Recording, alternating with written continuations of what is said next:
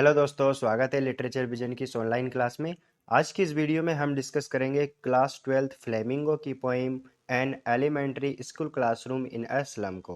दरअसल ये 32 लाइंस की एक आइडियोलॉजिकल पोइम है जिसका पहला पब्लिकेशन 1964 में स्टीफन स्पेंडर द्वारा किया गया था।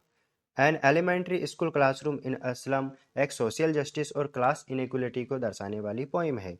स्पेंडर ने इस पोइम को स्लम बच्चों की दयनीय स्थिति को प्रस्तुत करते हुए लिखा है। यह पोइम बच्चों के पढ़ने के लचीलेपन और इच्छा शक्ति को दर्शाती है और एजुकेशन के थ्रू अपने जीवन को बेहतर बनाती है।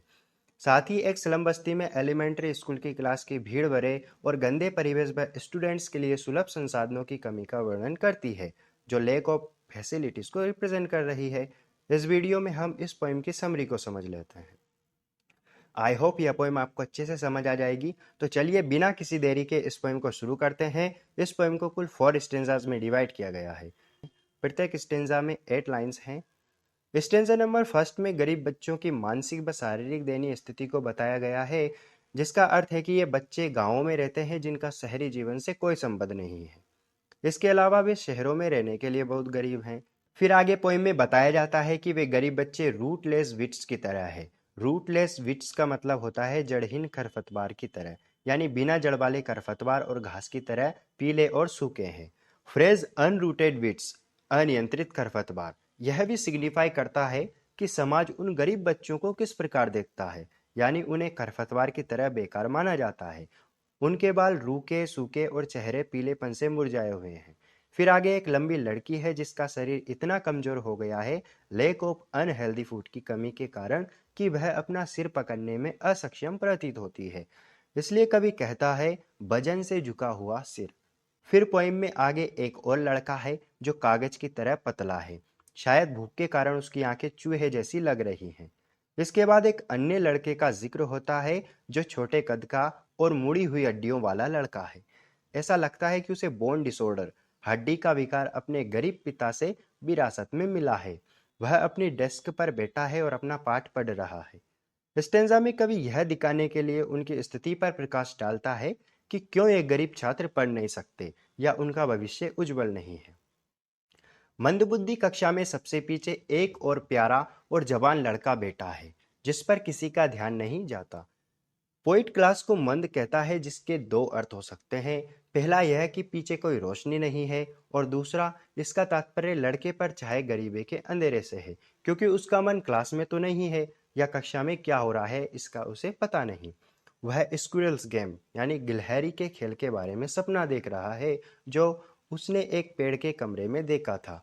फिर यहाँ स्टेंजा में समझाया जा रहा है कि बेचारे स्टूडेंट्स का दिमाग दूसरी चीज़ों में लगा रहता है, जिससे उन्हें पढ़ाई में कोई इंटरेस्ट नहीं होता, क्योंकि वे न तो पढ़ सकते हैं और न ही समझ सकते हैं।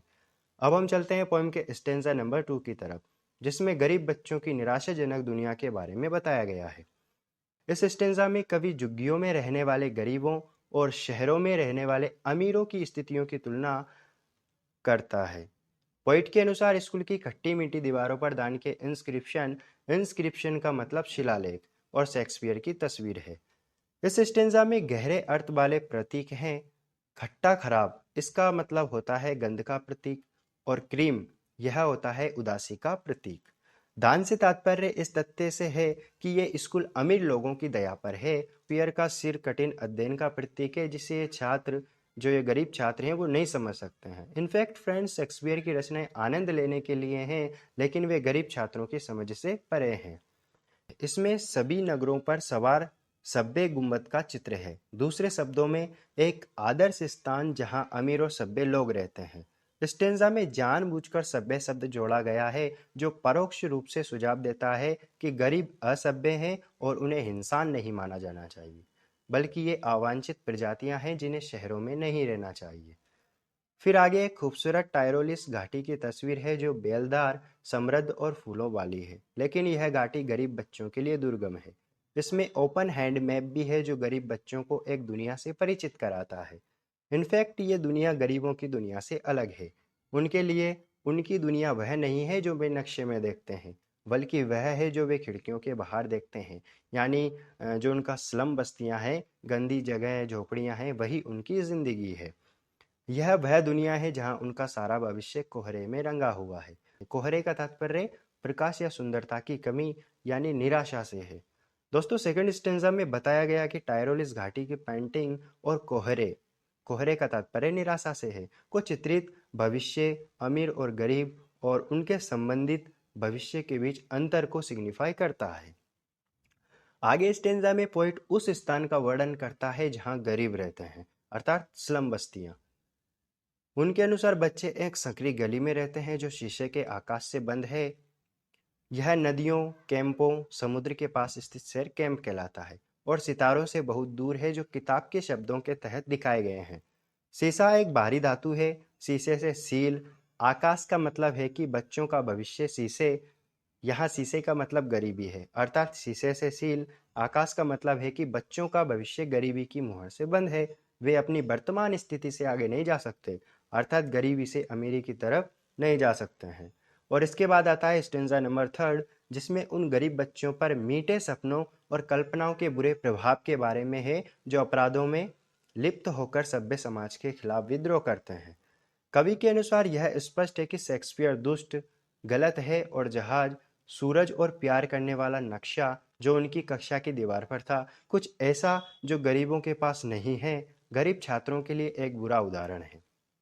तंग गड्ढों, भीड़भाड़ वाली झोपड़ियों में रहने वालों को ये सुंदर चीजें दिखाकर उन्हें सपने देखने के लिए प्रेरित करते हैं और इस तरह चोरी जैसे अपराधों में शामिल होते हैं।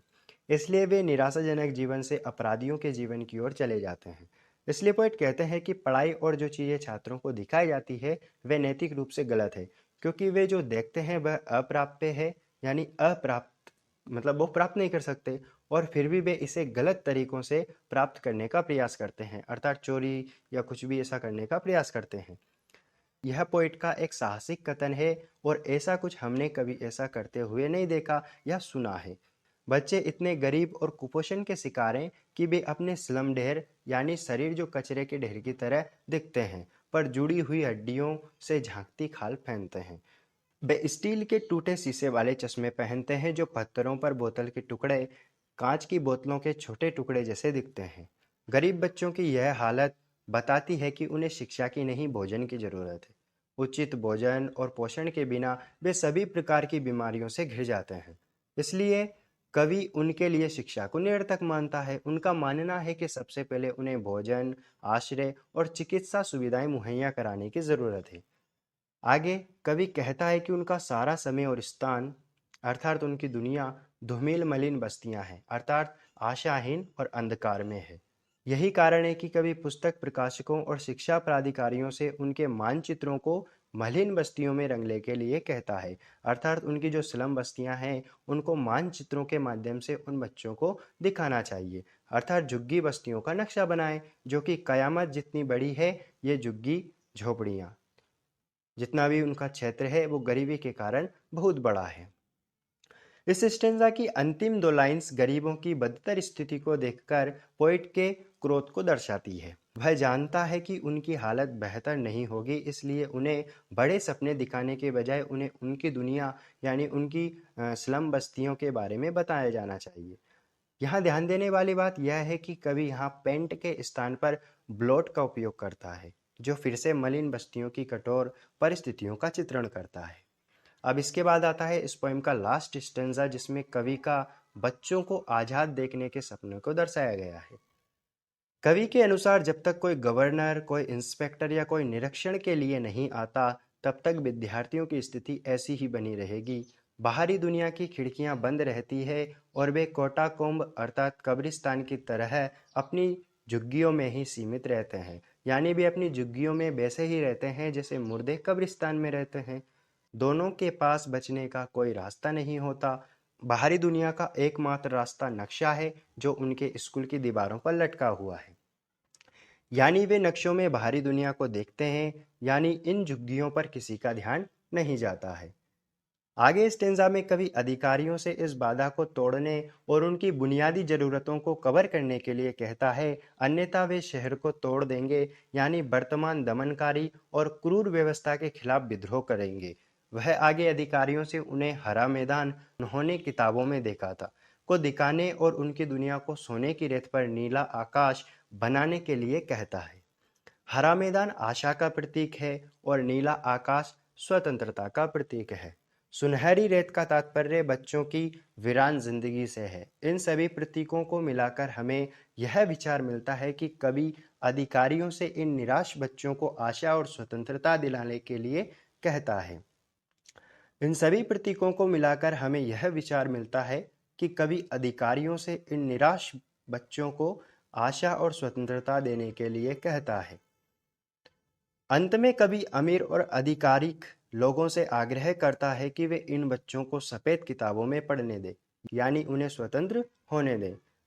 यानी सफ़ेद दीवारों वाले उनके स्कूल में उन्हें स्वतंत्र होने दें, पढ़ने दें। इस तरह वे हरे पत्तों अर्थात वह स्थान जो वे किताबों में देखते थे तक पहुंच सकेंगे और फिर वह अपना इतिहास लिख सकेंगे जिसकी भाषा सूर्य है। यहाँ सूर्य जुनून, आग और उत्साह को रिप्रेजेंट कर रहा है जो इन बच्चों में है।